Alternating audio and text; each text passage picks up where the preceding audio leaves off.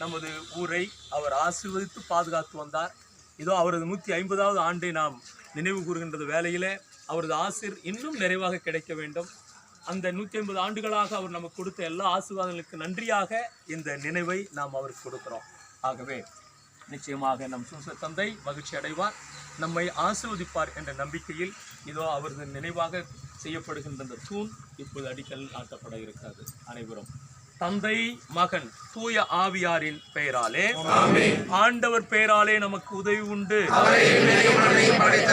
ஆண்டவர் உங்களோடு இருப்பாராக.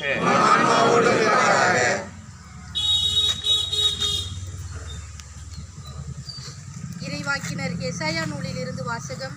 அதிகாரம் 28 இறைவசனங்கள் 16 17 முடிய. ஆண்டவராகிய என் தலைவர் கூறுவது இதுவே: இதோ சீயோனில் நான் ஒரு அடிக்கல் நாட்டுகிறேன், அது பரிசோதிக்கப்பட்ட கல், விலை உயர்ந்த மூளைக்கல், உறுதியான அடித்தளமாய் அமையும் கல். நம்பிக்கை கொண்டோன் பதச்சம் அடைய மாட்டான். நீதியை அளவு நூலாகவும் நேர்மையை தூக்கு நூலாகவும் அமைப்பேன். இது ஆண்டவர் வழங்கும் அருள்வாக்கு. பதிலுரை பாடல் பல்லவி. இயேசு கிறிஸ்துவை தவிர வேறு அடித்தளம் இல்லை. ஆண்டவருக்கு நன்றி செலுத்துங்கள், ஏனெனில் அவர் நல்லவர், என்றென்றும் உள்ளது அவரது பேரன்பு. பல்லவி. ஆண்டவரது வழக்கை உயர்ந்தோங்கி உள்ளது, ஆண்டவரது வழக்கை வலிமையாய் செயலாற்றி உள்ளது. நான் இறந்தொழியேன், உயிர் வாழ்வேன், ஆண்டவரின் செயல்களை விரித்துரைப்பேன். பல்லவி. கட்டுவோர் புறக்கணித்த கல்லை கட்டடத்துக்கு மூளைக்கல் ஆயிற்று. ஆண்டவரால் இது நிகழ்ந்துள்ளது, நம் கண்களுக்கு இது வியப்பாயிற்று. பல்லவி. ஆண்டவர்களோடு இருப்பாராக. தூய மத்தேயு எழுதிய நற்செய்தியிலிருந்து வாசகம். அக்காலத்தில் இயேசு கூறியதாவது: நான் சொல்லும் இறை வார்த்தையை கேட்டு இவற்றின்படி செயல்படும் எவரும் பாறை மீது தம் வீட்டை கட்டிய அறிவாளிக்கு ஒப்பாவார். மழை பெய்தது, ஆறு பெருக்கெடுத்து ஓடியது, பெருங்காற்று வீசியது, அவை அவ்வீட்டின் மேல் மோதியும் அது விழவில்லை, ஏனெனில் பாறையின் மீது அது அடித்தளம் இடப்பட்டிருந்தது. நான் சொல்லும் இந்த வார்த்தையை கேட்டு இவற்றின்படி செயல்படாத எவரும் மணல் மீது தம் வீட்டை கட்டிய அறிவிலிக்கு ஒப்பாவார்.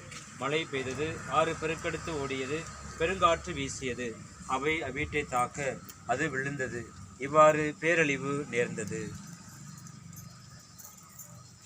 ஆண்டவர் வழங்கும் அருள்வாக்கு. மன்றாடுவோமாக. இறைவா, திருத்துதர்களை அடித்தளமாகவும் இயேசு கிறிஸ்துவை மூளைக்கல்லாகவும் கொண்டு திரு அவையை நிறைவினரே. இதோ திருமகனின் பெயரால் இந்த அடிக்கல்லை நாங்கள் நாட்டுகிறோம், இதை ஆசீர்வதியும். ஆண்டவரே, திரு அவை நாளும் வளர்ந்து இன்று எழில்மிகு மாளிகையாக வளர்ந்திருப்பது போல இதோ எமது ஊரின் பாதுகாவலரும் உமது வளர்ப்பு தந்தையுமான சூசை தந்தைக்காக அவர் எங்களுக்கு செய்த எல்லா நன்மைகளுக்கு நன்றியாக இதோ இந்த கட்டிடத்தை, இந்த வளைவை நாங்கள் கட்ட இருக்கின்றோம். ஆகவே இதை நீர் ஆசீர்வதியும். ஆண்டவரே, இதற்காக உதவி புரிந்த அனைவரும், சிறப்பாக எங்கள் பங்கு மக்கள் மற்றும் பங்கு பேரவை, கொத்து நாட்டார்கள், அருட்சகோதரிகள், வேதியர் மற்றும் அனைத்து தரப்பினரும் இந்த நேரத்தில் நாங்கள் நினைவு கூறுகின்றோம். ஆண்டவரே, இந்த நல்ல வேளையில் எங்கள் ஒவ்வொருவரையும் ஆசீர்வதியும், இந்த இடத்தை ஆசீர்வதியும். இந்த இடத்தில் எந்தவித சாத்தானின் சூழ்ச்சியோ தீமையின் அச்சுறுத்துதலோ நெருங்காத வண்ணம் நீ நிறைவாக பாதுகாத்திரடும். உமது ஆசிரை இதன் மீது பொழிவீராக. இன்னல்கள், விபத்துகள், ஆபத்துகள் இவற்றிலிருந்து இவர்களை காத்தருள்வாராக. சிறப்பாக இந்த இடத்தில் பணிபுரிகின்ற ஒவ்வொரு பணியாளரையும் நீர் கண்ணின் மணி போல் பாதுகாத்து இறுதி வரை வழிநடத்துவீராக. இவையெல்லாம் எங்கள் ஆண்டவராகிய கிறிஸ்து வழியாக உம்மை பார்த்து மன்றாடுகிறோம். எல்லாமல்ல இறைவன் தந்தை, மகன், தூய ஆவியார் இந்த இடத்தில் வசிக்கின்ற அனைவரையும் ஆசீர்வதிப்பாராக.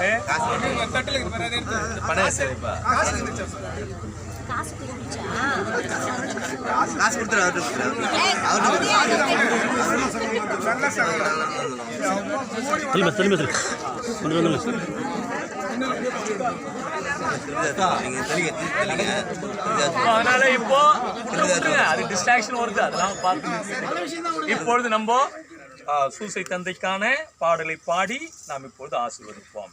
எங்கள் காவலார்